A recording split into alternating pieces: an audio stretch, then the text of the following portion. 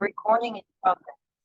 Hello, my name is Sinclaire Ogof, and I'm going to kind of go over what I learned in Sweden, specifically Malmo, Sweden, and one of my main project takeaways, focusing on the urban housing crisis, looking at both Sweden itself and then also comparing it back to the US and Rochester, where I'm studying. So here I created what is known as a story map. It's a tool through ArcGIS. It uses a combination of pictures, words, maps, graphics, a bunch of little things you can do. It's still evolving and developing, so there is definitely more to come, and it's definitely an exciting way to be able to present on the topic in general. So here you can see is a map. There are two maps. If I were to go like this and kind of zoom on out, this is obviously focused in on Malmo, and then if I were to kind of come towards this way, towards Rochester, there should be a couple points right over here that will pop up as well.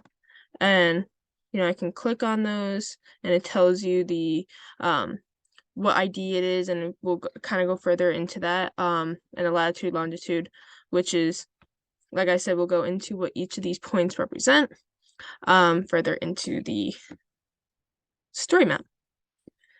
So the overall urban environmental crisis that I am talking about is, as population is growing, there is a higher need for more living spaces, and at the same time, we're also battling climate change.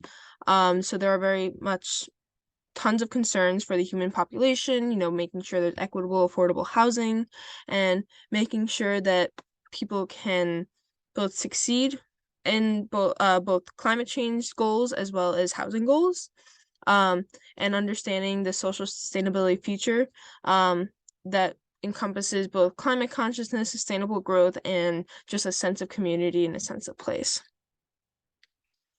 So focusing on Rochester, focusing there because I go to RIT, Rochester Institute of Technology, is just outside the city of Rochester, New York, in upstate New York.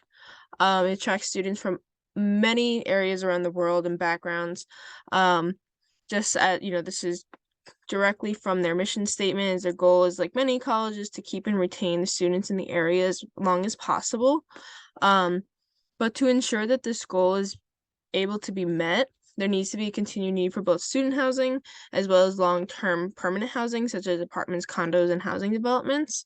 To meet this demand, there has been new developments of the apartments Apex, which is located right across the street from RIT. Um, you know, just like any regular living accommodations, has outdoor areas, lounges, other amenities depending on what is available per apartment, what you pay for. But just like this, as well as some of the other housing areas in Rochester, there tends to be a lack of diversity in design as well as sustainable outlook. And it's not just a problem in Rochester, but a nationwide problem. It's a problem that, though, can be fixed.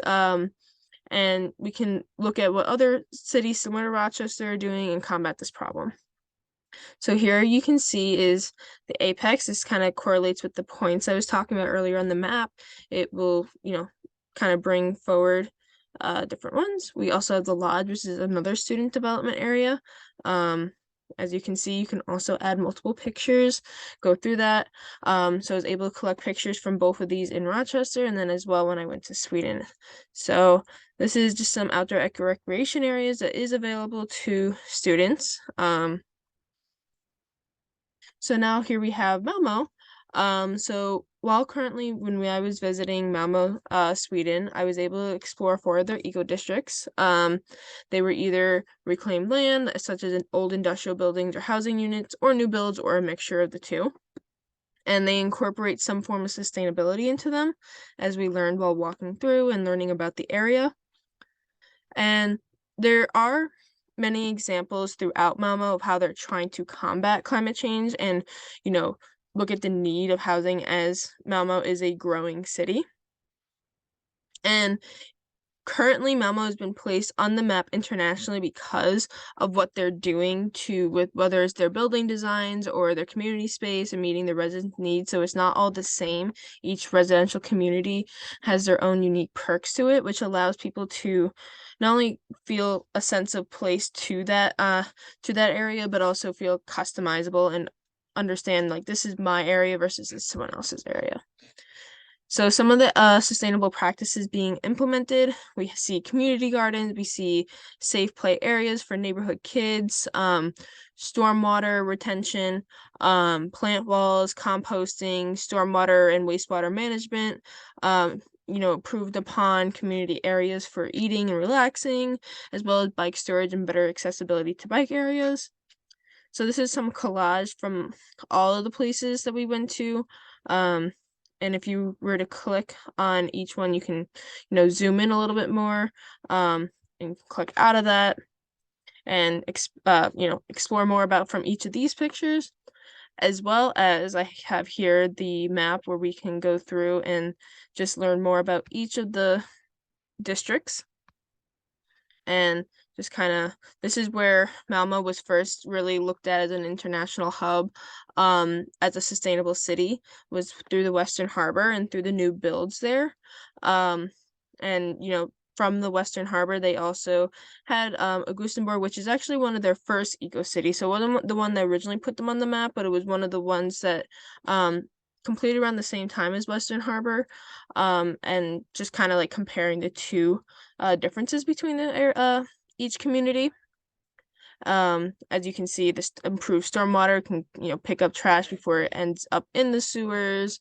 You can see it's also allows for a more transparent view of teaching children and even just adults like where their water is going and what is around the water. You can see this here, holding ponds and whatnot. So okay. And this is as well, this is also in Augustenborg. This is the roof complex. You can see it's a community area to gather. You can garden, relax, and whatnot. And it's all in the convenience of living right on your apartment. This is Julio. This is actually just outside of Malmo, sometimes kind of grouped together with Malmo, sometimes not, depending on who you talk to, but it is a separate, smaller city. It's the first stop after crossing the Øresund coming from Denmark. It is a new upcoming residential area that was reclaimed from some farmland.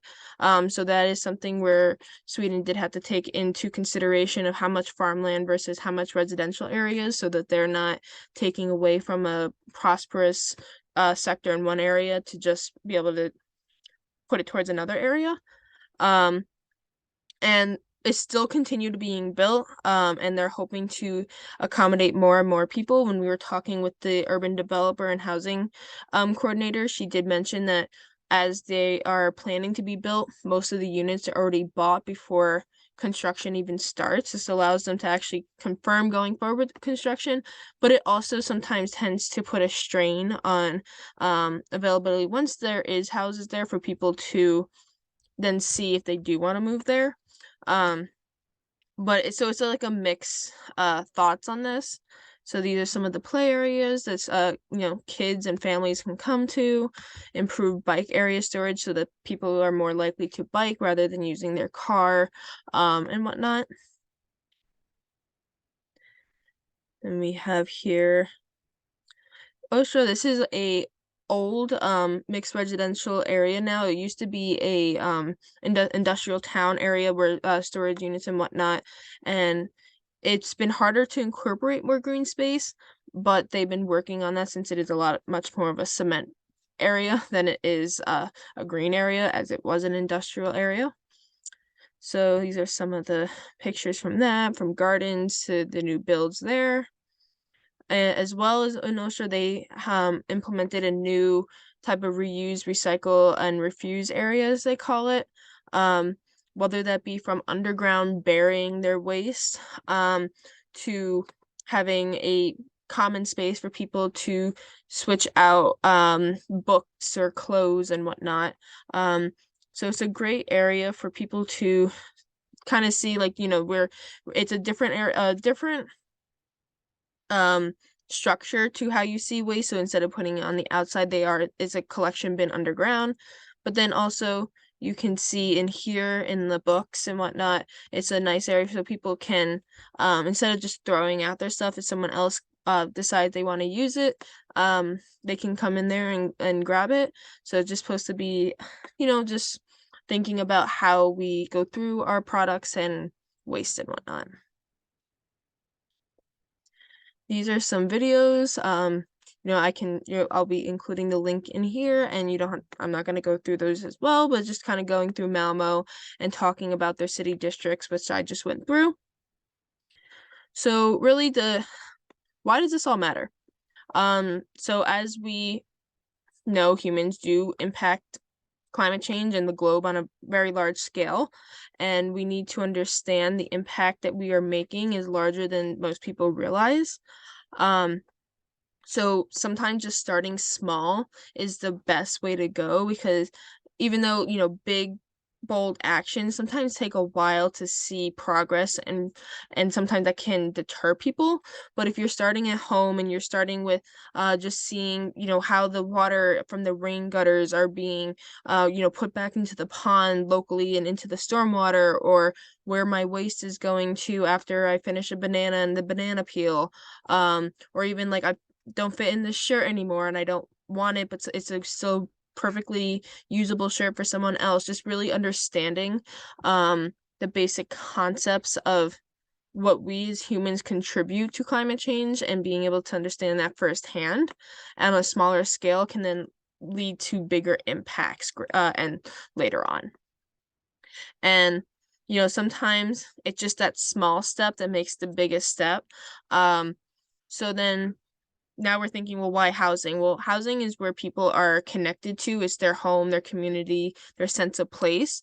While yes, windmills and why are great for clean energy, and something that we do want to continue to implement and research and make better and improve, or even why improving the public transportation and greener transportation is great. But sometimes there's a less of a connection because maybe someone doesn't use cars or public transportation, they walk everywhere, or maybe they already are using green energy to power their home and whatnot. So just thinking about how their living environment is something that changes per person, but is something that every person can connect to. And understanding that is a great way to understand how sustainability and that sense of community can promote a long-term climate change action. And then also just looking at green spaces and areas and implementing that on a local, smaller scale, and implementing that in the housing areas is a way for people to connect more with nature, and also feel a sense of relief and understand more about their environment and understand what they're contributing to on a smaller scale. And one of the things I also wanted to say that definitely differently Sweden compared to Rochester is our viewpoint on waste. Whether that be easily accessible signage to sort and compose household waste is essential in Malmo, whereas in Rochester you don't really see that as much. A lot of times it's single stream recycling, but if that gets contaminated, sometimes that whole recycling batch has to be thrown out. Whereas in Malmo there's a lot more signage and easily readable how to sort the recycling and trash. And in general, it's a way to motivate people to think about where their contributions to waste is going. So my proposed next steps is, Rochester and many other growing cities can learn from Malmo, and as well as other cities around the world. And it can become a climate resilient city to attract people not only to live, but to work and visit. They need to be able to understand this, because if they want to retain people, like if RIT, for example, wants to retain its students, they need to be able to help meet the demands of the future, especially the future of climate change.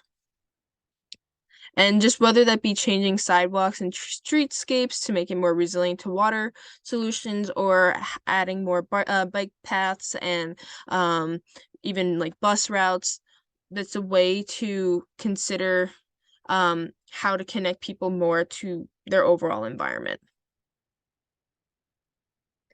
So this was something I was like, proposing, nothing, set in stone, but I thought about how the Marketplace Mall in Rochester, New York, um, is just like a lot of other cities in the US, is a mall that is dying or closing down slowly, as there are big anchor stores and smaller stores moving out.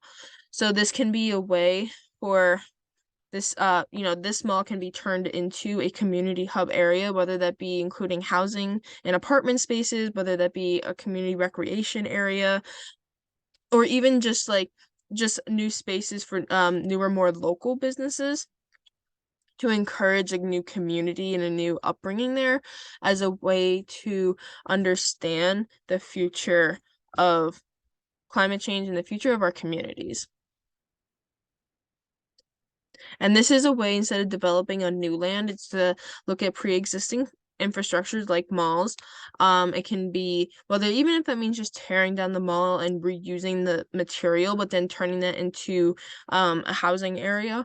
This is a way for people to understand that the future of housing demands needs to be on the forefront, and we need to understand what land is already being used and what land isn't. And instead of just reclaiming perfectly natural sites that can be conserved for habitat and wildlife, instead looking at the abandoned areas and how we can renovate from that, just like how Ostra used their abandoned industrial site and turned that into apartment spaces.